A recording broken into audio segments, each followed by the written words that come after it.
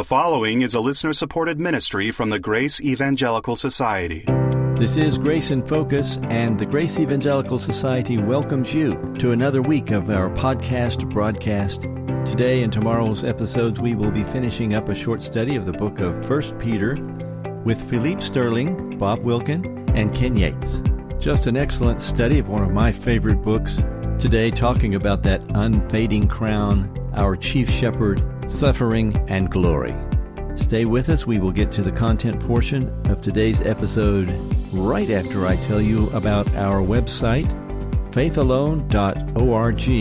It is a site with tons of content on it, lots of free grace articles, books, videos, blogs, a place where you can give to the Grace Evangelical Society, and our magazine, Grace in Focus, a beautiful full-color magazine that has a free subscription if you live in the 48 contiguous United States. Would make it free to everyone if postage weren't so expensive, but you can still access it on our website, faithalone.org. So let me also remind you about our national conference. The Grace Evangelical Society's National Conference 2023 is coming up in May the 22nd through the 25th. And our theme this year is Vital Free Grace Issues. It's at Camp Copus in Denton. You can get all the registration details on our website, faithalone.org. Please come and be with us. And now here are our discussion leaders for today. Welcome back to Grace in Focus, and we're here again with Pastor Philippe Sterling. And Philippe, I believe there's one verse you said we must comment on, or you must comment on, and that's chapter 4 and verse 6. Well, there's several verses in Peter that are very hard. Chapter 4, verse 6 is one of them. It says, "For this reason the gospel was preached to those who are dead, that they might be judged according to men in the flesh, but live according to God in the spirit." Because this has been abused, by Mormons and others, But let me just lay out what I think most probably means, especially as it relates, to believers who suffer unjustly in this life, even be martyred for their faith. So if we view it in that context, then it could be that these are people that while they were living had the good news preached to them. They believed and were born again, but now they are dead. They've suffered and died for their faith. They were judged in their time in the flesh, and here the flesh is just used for their time on earth. They were judged by men. They suffered unjustly, were judged by men, just as Christ was, and died. But now they are living according to God in the Spirit, and they have an inheritance. And that inheritance thing is an important thing, I think, because as we've discussed on other podcasts, the word gospel here then would not be just how do I go to heaven. It's the good news. It could certainly be more than that. Yes. Including the good news of the inheritance. Exactly, that's what I'm saying. For those who do what he says at the end of verse 6, which is living according to God in the Spirit. Yes. And they've been judged by men in the flesh. They've been persecuted. They've suffered while they were in the flesh.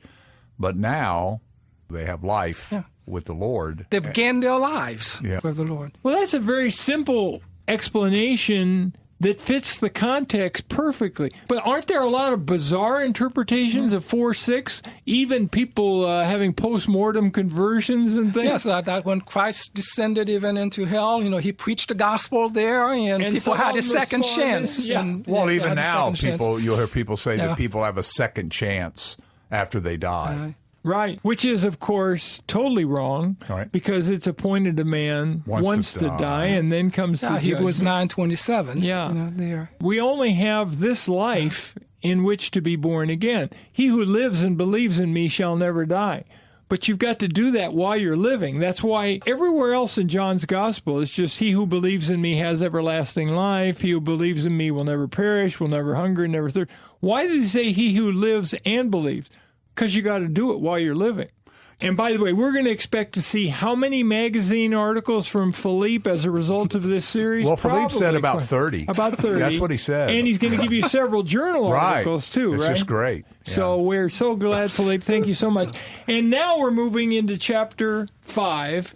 And chapter 5 is the epilogue and also the closing remarks. And it has some very important comments about elders in the local assembly. Oh, yes.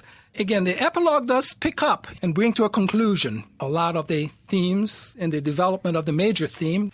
And earlier in the book, he talked about Jesus being the chief shepherd and guardian of our souls. Right. And we're also to be part of a corporate body that is being built up. So how are we to function, again, as he brings it up to an end within that corporate body? And there's the need of those who exercise a delegated authority, who are shepherds. There's a chief shepherd. But yet, at the same time, shepherds ought to be very careful about how they conduct themselves and with what motive even that they exercise that. And it's interesting how Peter even refers to himself. He now gives a word of exhortation to those who are elders of those churches in those Roman provinces. But he calls himself here not an apostle, but he just calls himself, I'm just a fellow elder with you. And I encourage you as that fellow elder and as a witness of Christ's suffering. I mean, he actually had seen Christ's suffering, and we had been talking about how that suffering is something that we, in some aspect, not in the aspect of taking away the sin of the world, but certainly in experiencing the same reviling and everything that Jesus experienced, we might experience. But he's a witness of all that, and now he says, this is how you are then to shepherd God's people, to help them with the matter of saving their lives. And you are to do that in light of the glory that will be revealed, that whole inheritance that still will be revealed, and you to shepherd the flock among you. So he's ending the book on the same note he began it. Yes. But if you're going to help to shepherd God's pilgrims, you need to do it first willingly.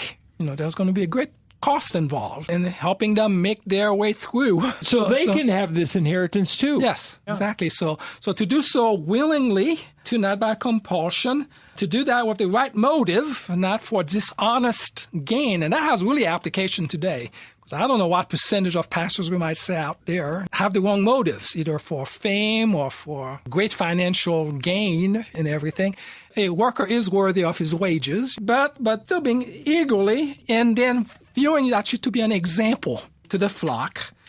And then it talks about the chief shepherd who will appear and then give you an unfading crown of glory. Again, the whole matter of even an inheritance that comes out and the reward that awaits a faithful shepherd. And by the way, the unfading crown suggests that rulership will last more than just the millennium. The first 1,000 years. But forever. Yeah.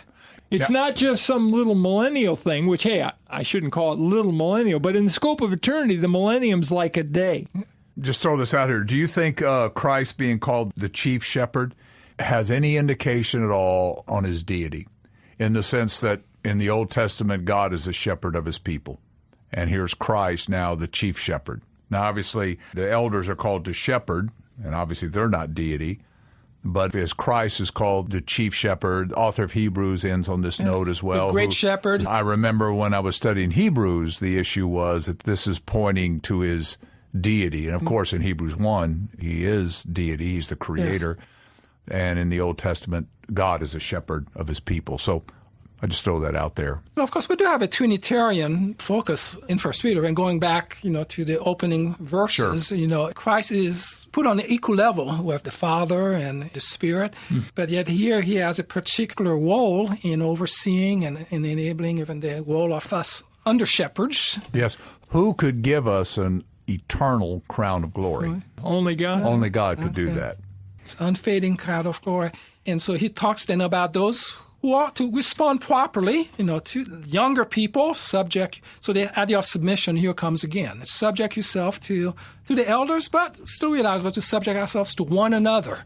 So right. even the shepherds and the sheep have a mutual submission relationship. And in the with humility. Clothe yourself with humility. But there was a lot of that in the ancient Near East, where the younger respected the elders, but a lot of that's lost today, don't you think?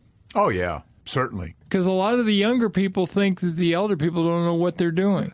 But in local churches, we should have the elders being exalted.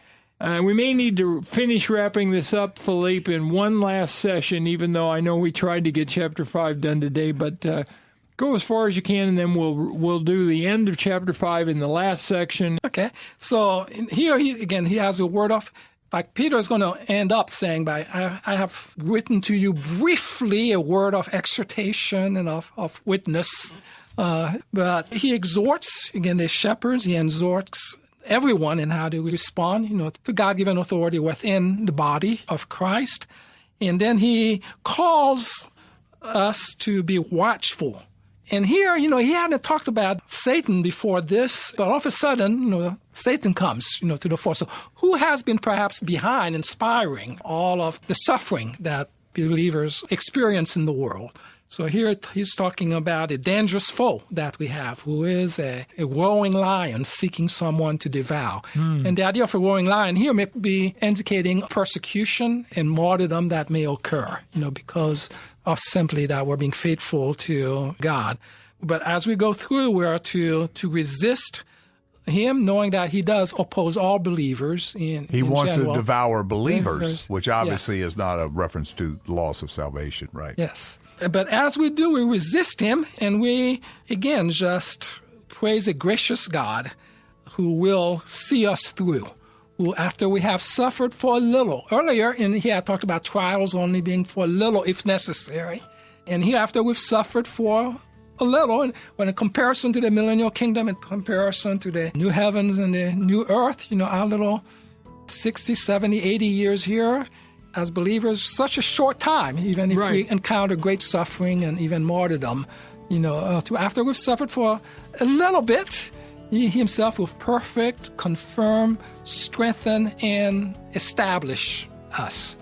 And the idea of establishing, you can look up to the inheritance and to the life to come. Well, Ken, hasn't this been fantastic? It's been great. And we got a little more. We'll do one last session, but let me say, Philippe, this has been just an amazing overview of 1 Peter. I think each of you can benefit from what you've heard here, and you can realize that you've received in just a short amount of lessons an overview of the book that most seminary students would not receive. Oh, yeah.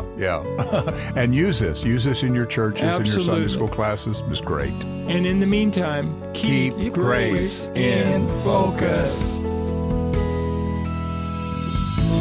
Bob Wilkin's great book, The 10 Most Misunderstood Words in the Bible, is available half price right now in the GES bookstore, faithalone.org. Go there and use the code word MISUNDERSTOOD for 50% off through March the 31st, 2023. Did you miss an episode of Grace in Focus that you really wanted to hear? Just come to faithalone.org. That's faithalone.org. We have all our past episodes right there on the site. In addition, we have all kinds of free resources available for you. It's all designed to help you mature and grow in your understanding of Scripture. So come visit us at faithalone.org.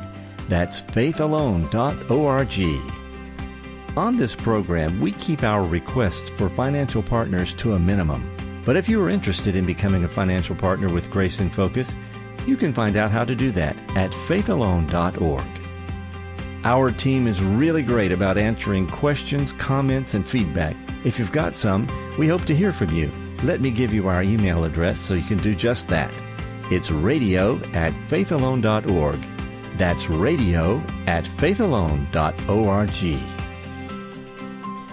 On the next episode of Grace in Focus, we conclude this study in 1 Peter with Philippe Sterling. Hope you'll join us again next time. This is the Grace Evangelical Society. Until next time, let's keep grace in focus. The proceeding has been a listener-supported ministry from the Grace Evangelical Society.